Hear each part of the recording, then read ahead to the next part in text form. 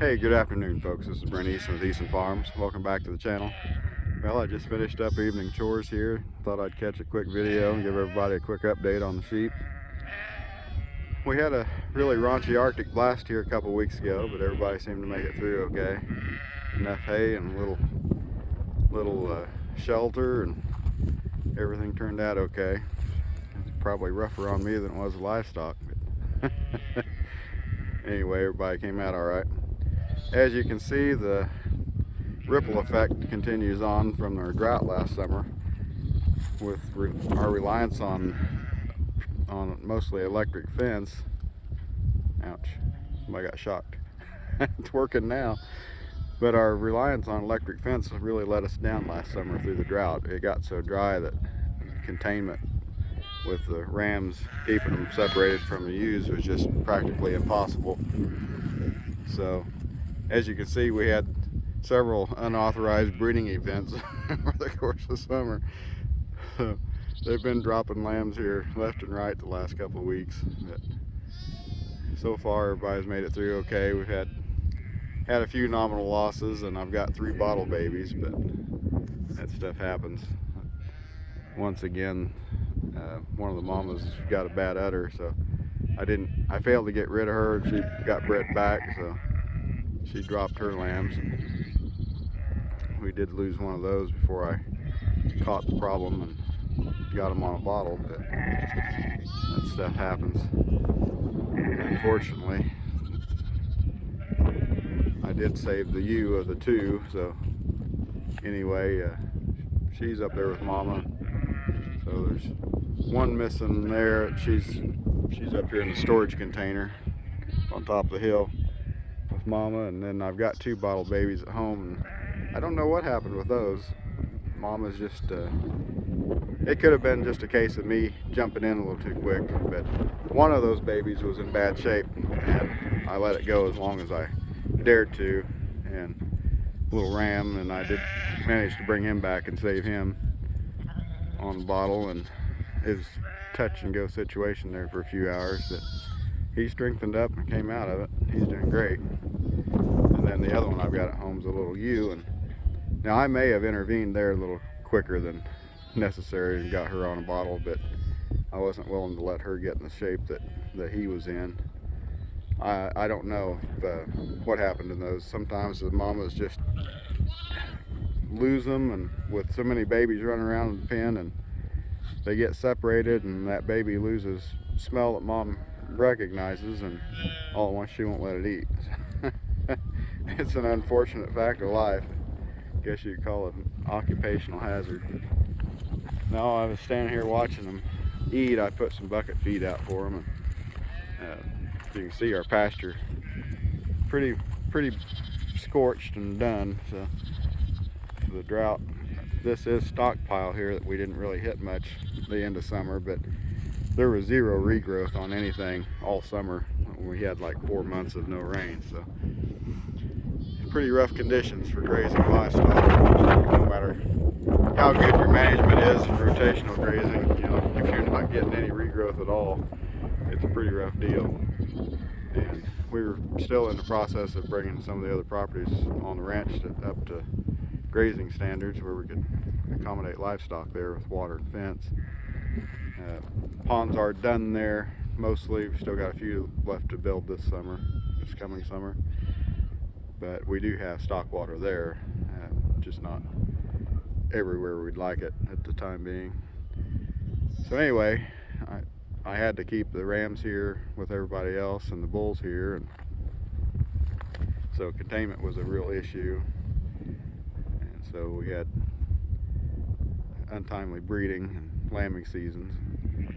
Just complicated stuff from not having everything done set up yet. That will improve this year, so 2023 should be a completely different operation moving forward, since we've got stuff going in the right direction here. Not that we didn't have things going in the right direction. I mean, look at that sheep flock. That's awesome. Now that's from an original start of 14 animals, 12 ewes and 2 rams. Well, a ram and a wether.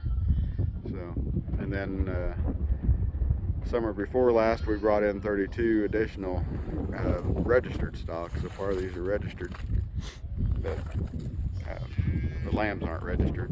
But there are some of the registered ewes are pregnant with registerable lambs. So that part of the deal did go according to plan for the most part, because they were running separate. But fortunately I managed to get that to work out okay. So anyway, those should be able to be registered this coming year when they drop, and they were bred at the right time, so they should be dropping in April, May time frame. So yeah, we didn't, not nearly all of them got bred. There's 37 lambs on the ground now. You know, that's out of 200 ewes, so there's a lot of them left to go yet. But, a lot of them got bred during the regularly scheduled breeding period, so we should be okay. They're pretty hardy once you get them on the ground and dry, but boy, if you have an Arctic blast like we had there with -30 wind chills, they will get frostbit before they hit the ground and that stuff. I had them out of the wind. I had bales stacked up around on the northwest and east sides, and had them stacked tight where there was no wind getting in there in the corral. And it was so cold, those babies, there's 4 that hit the ground there, and all of them's ears were froze before they were still wet. Mama couldn't get them dried off fast enough in that cold weather. So that's the very, very unfortunate and risky part of having accidental breeding or intentional breeding in lambing season in the winter. You can get by with it, as you can see, you can get by with it, and often do. I've actually had a lot of lambs drop during winters. Anybody that's followed the channel very long, but boy, it can be a blessing or a huge disaster. It depends on what the weather throws at you. Get them on the ground and dry and some milk in their belly, and they're hardy as anything. But boy, that really gnarly winter weather can be a real son of a gun.